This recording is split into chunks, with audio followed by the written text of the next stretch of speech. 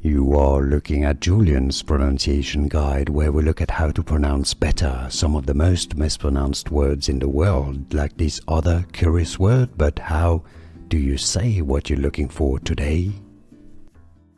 Let's learn how to pronounce this word, very common, very useful to know, and with a bit of a confusing spelling in English. Let's break down and listen how to pronounce it. Both British and American pronunciations have similar sounding, so it's fairly easy once you know rough. Yes, essentially you could spell it R-U-H,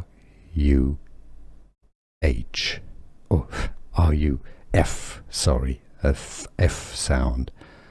Rough, rough, yeah, rough, that's all. Just replace the GH with an F and delete the O, and you got it. Don't ask me why, it's English.